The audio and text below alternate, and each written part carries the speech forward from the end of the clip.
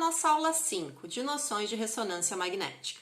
Nessa aula, a gente vai ver um pouquinho do que a gente viu nas outras 4 aulas.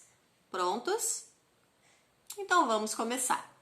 O que é ressonância magnética? Ressonância magnética é um exame de diagnóstico por imagem que não utiliza radiação ionizante. Ela nos permite um estudo de imagem em 3 planos: axial, coronal e sagital. O que seria a ressonância magnética? O resultado da interação de um forte campo magnético com os prótons de hidrogênio do corpo humano. O exame de ressonância magnética, ele pode ter uma duração de mais ou menos meia hora, mas ele pode se estender bastante, ir muito além deste tempo, dependendo da estrutura que a gente quer estudar e também do paciente. A gente precisa que o paciente fique imóvel durante a realização do exame. Como é que a gente vai fazer? A gente vai enviar um pulso de radiofrequência e, após coletar a radiofrequência modificada através de uma bobina ou de uma antena receptora, o sinal que foi coletado, ele é processado e ele é convertido em uma imagem ou em uma informação. Foi? Prótons de hidrogênio. Por que a gente usa os prótons de hidrogênio? Porque eles se encontram em abundância no corpo humano. O hidrogênio, ele tem uma particularidade. Vocês lembram dele lá na tabela periódica? Ele fica sozinho, né?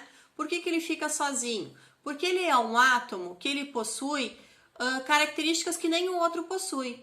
Uma delas é possuir apenas um próton dentro do seu núcleo, o que vai nos facilitar para que a gente consiga fazer com que esses prótons que estão desalinhados dentro do nosso corpo, quando eles são submetidos a um forte campo magnético, eles se alinhem no sentido paralelo e antiparalelo.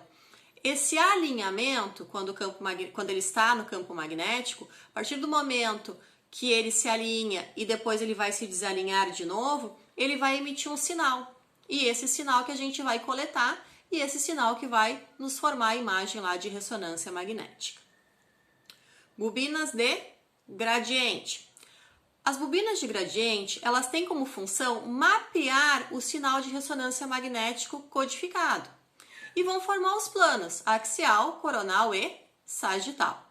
Sendo que o plano axial é formado pela bobina Z, o plano sagital ele é formado pela bobina X e o plano coronal é formado pela bobina Y. Além das bobinas de gradiente, a gente também vai falar das bobinas de superfície, que são as bobinas corporais. O que as bobinas de superfície vão fazer? Elas vão ajudar a melhorar o sinal, o ruído no exame de ressonância magnética.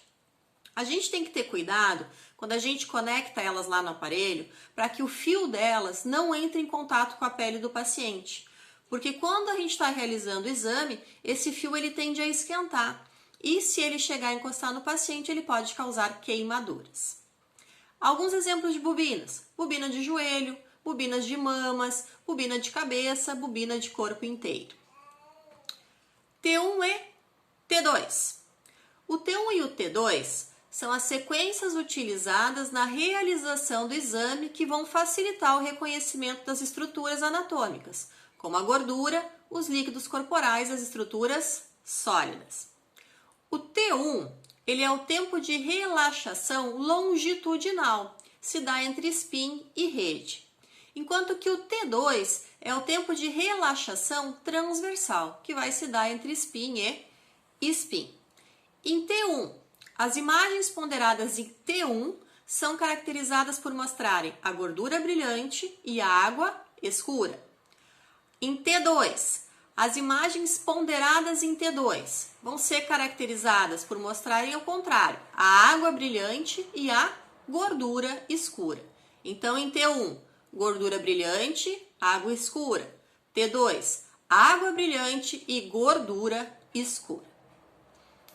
Indicações de ressonância magnética. Para que a gente indica o estudo da ressonância magnética? A ressonância magnética, ela tem uma elevada capacidade de diferenciação dos tecidos moles e, portanto, todos os processos patológicos que vão envolver tecidos moles vão ter indicações para serem examinados por ressonância magnética. alguns estudos que a gente pode citar lá que vão ser feitos em ressonância magnética: esclerose múltipla, mal de Parkinson, Alzheimer, acidentes vasculares, lesões de ligamentos e tendões, análise da medula espinhal, por exemplo, vão requerer o uso da ressonância magnética. Os cuidados antes do exame. Por se tratar de um forte campo magnético, a gente tem que ter cuidado para que estruturas ferromagnéticas não entrem no local onde está o aparelho.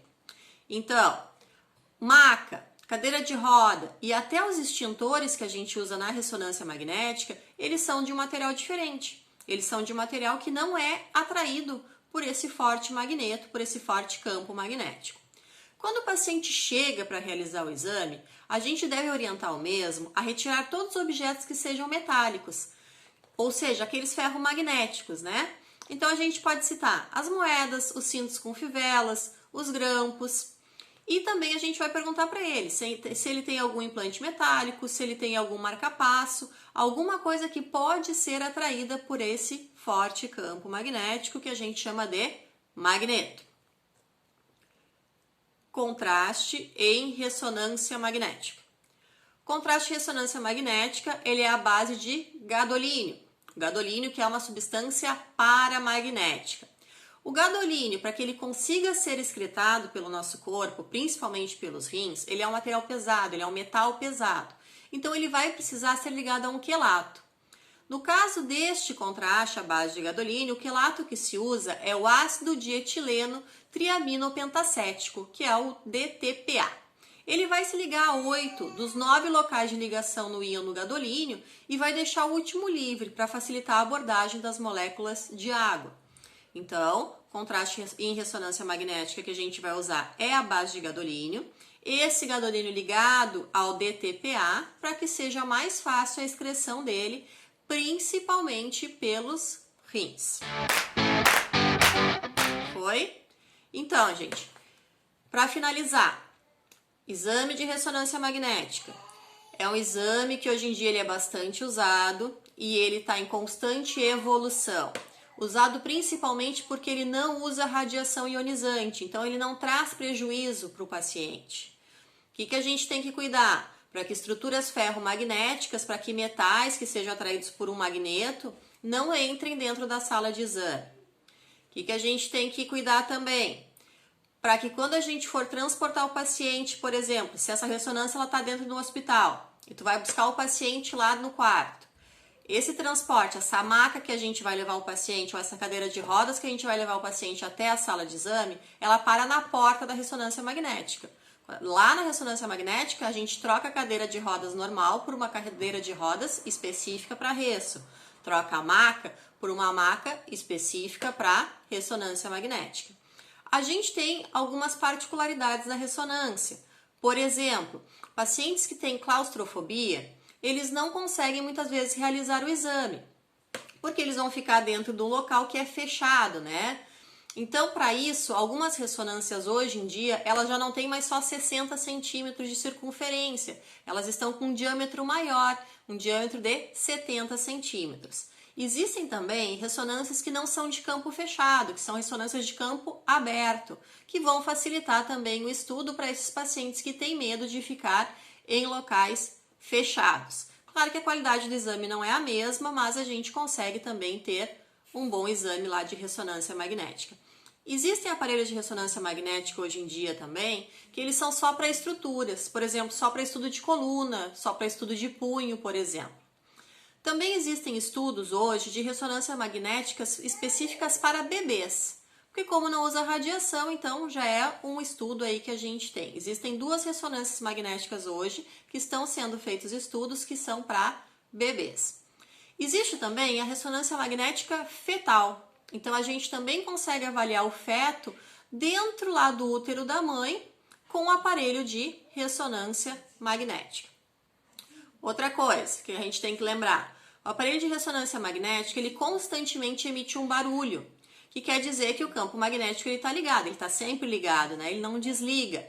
Esse barulho pode incomodar alguns pacientes. Então, a gente sempre vai usar o tampão de ouvido, né? E muitas vezes também um fone de ouvido com música que vai servir para o paciente ficar mais relaxado. Existem também salas de ressonância magnética que tem luzes que vão mudando de cor, ou que tem algumas imagens de fundo do mar, ou de alguma ilha paradisíaca, ou de um navio pirata, no caso de estudos feitos para crianças, né? Exames de ressonância magnética, aparelhos de ressonância magnéticas próprios para crianças, né? Em hospitais pediátricos.